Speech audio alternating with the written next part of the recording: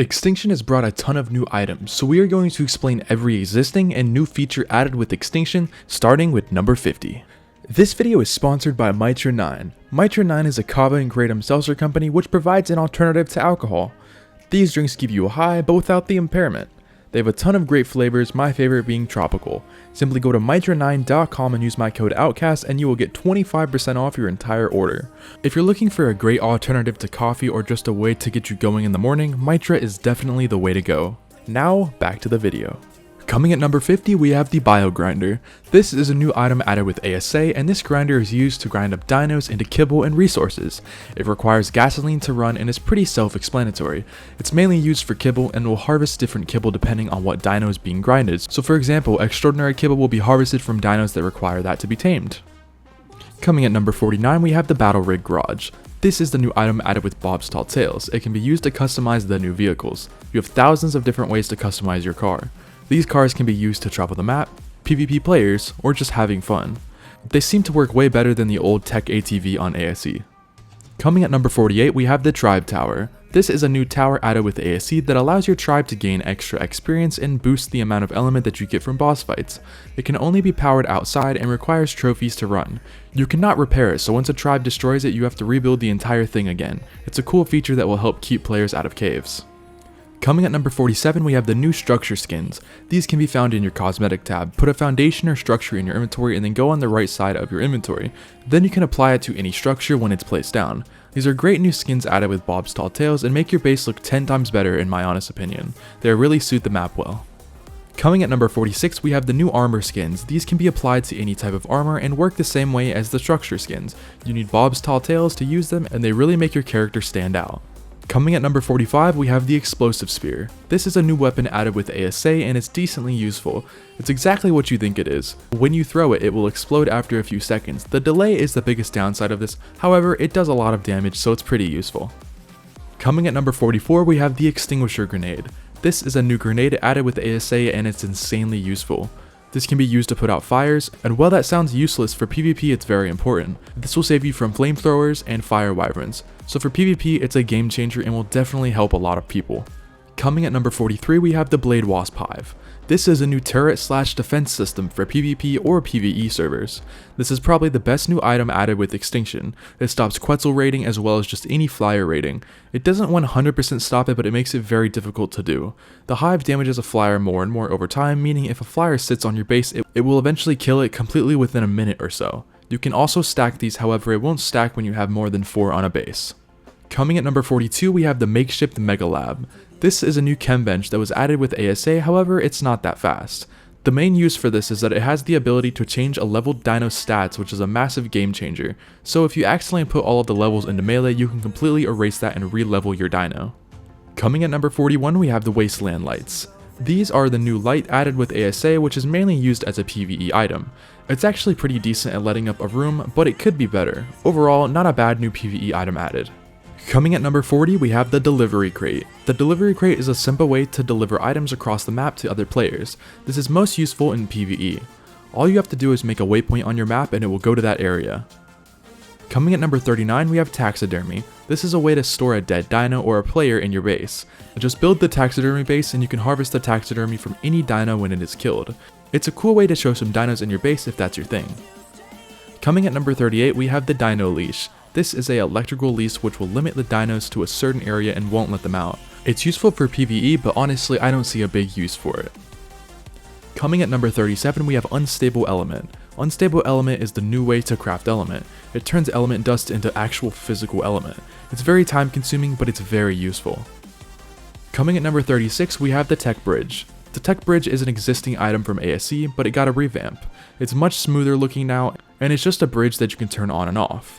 It's very useful for keeping players away from your base, and it helps you climb mountains or cover a gap. Coming at number 35, we have the Tech Gravity Grenade. This is a grenade that pulls players in and then damages them. It's useful for PvP but isn't the best. Overall, it's not a bad grenade. Coming at number 34, we have the Mech. The Mech is a giant robot that can be crafted in a replicator. It can be used to harvest, fight, glide in the air, and use attachments. It's a pretty overpowered item, however it just got nerfed with ASA. Instead of crafting it and placing it, they just spawn in when they're crafted, which does nerf them quite a bit. Coming in number 33, we have the MDSM. This is an attachment to the mech which when activated creates a force field around the mech. It's similar to the tech force field but not as strong and is a bit weaker. Coming at number 32 we have the MRLM. This is a suit which attaches to the mech which shoots rockets. It shoots quite a lot and is decently overpowered. It's good for base defense or just destroying enemy structures. Coming at number 31 we have the MSCM. This is a massive long range rocket which attaches to the mech.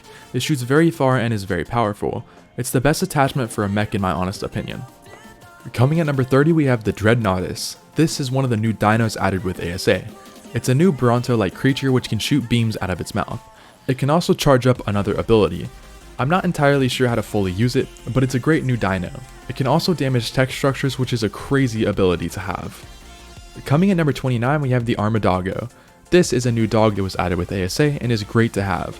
It can help you find treasure, heal you, notify you of enemies, and much more. The Armad Dogo also has armor pieces that you can craft, which are the armor, ammo box, rucksack, chibi carrier, picnic pack, bait trap, med pack, speed booster, oxygen tank, camping gear, battle spikes, and the spy kit. These are all super useful and they're pretty cheap to craft. Coming at number 28 we have the Velonosaur. This is an existing dino from ASC. It's very useful for base defense or raiding. It basically is a living turret. It can shoot spikes out of its head and you can put it on turret mode. They can be found in the desert region. Coming at number 27 we have the Gacha. The Gacha can be found in the Sunken Forest. These guys are used for passively farming resources like metal, crystal, and even element dust. When in pairs, they will produce much more resources by dropping Gacha crystals. These Gacha crystals can be opened and can give you some weapons and blueprints. Coming at number 26, we have the gas bags. These can be found in the Wasteland. They're basically giant air bubbles that can soak turrets and fly. They are great for traveling and overall are a decent dino to have.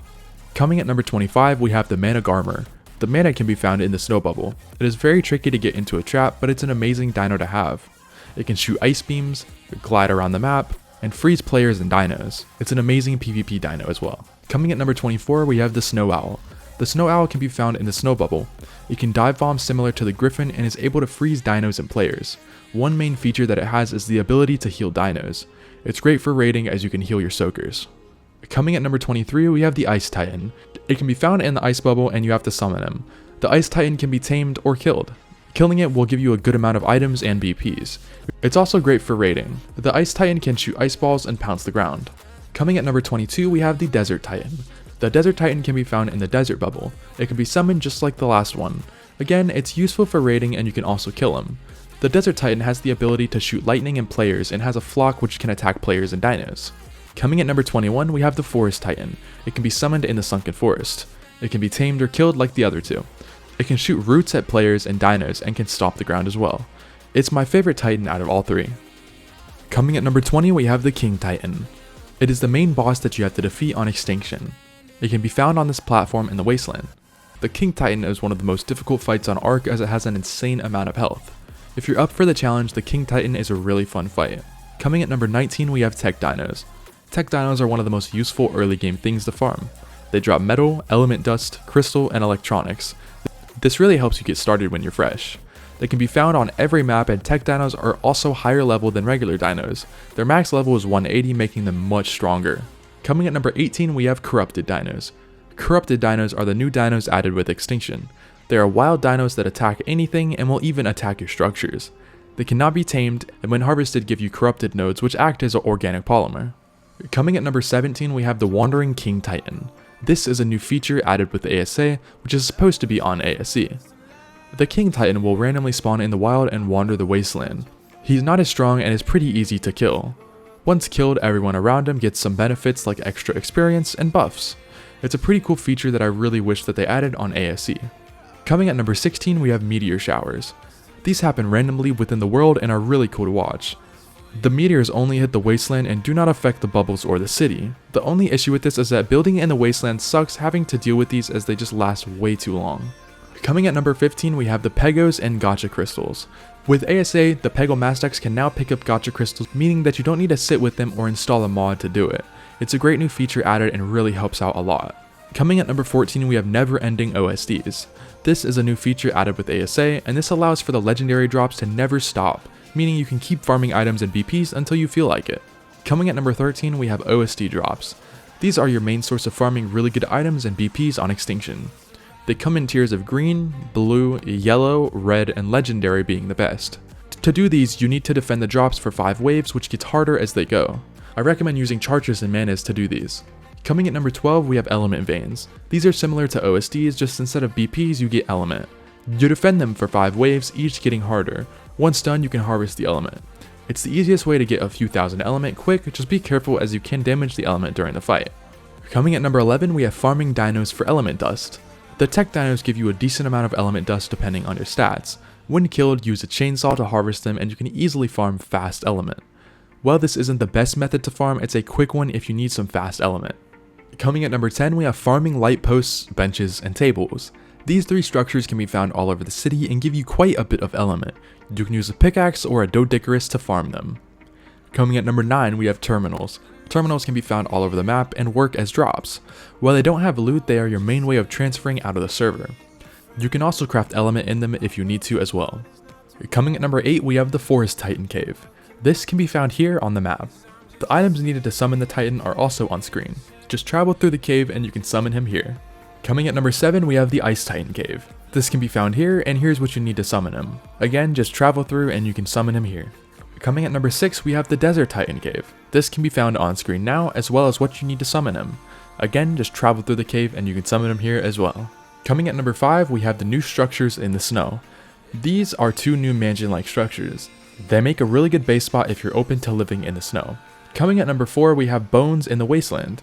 These have been modified and now they have a head on them, as in ASE it was literally just a body and just bones. From what it looks like, it's a giant titan of some sort.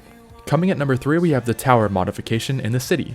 On ASE, this tower was kinda boring and didn't really have much room to build, but on ASA, they added 10 new areas to build on, which provides a lot more room to work with. Coming at number 2, we have the water sprouts in the desert. This is a cool aspect added, as the old desert was boring and didn't have much to do in the environment. The sprouts send players and dinos flying high up in the air, so be careful when walking around them.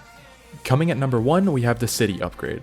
The city on ASE looked very dull and boring. It was literally just metal, but on ASA, it now has windows and doors, really making it look like a true city. It really makes the map pop out a lot more. But anyways, that's it for today's video. I hope you guys did enjoy. Don't forget to leave a like if you're new and hit that subscribe button, and thanks for watching.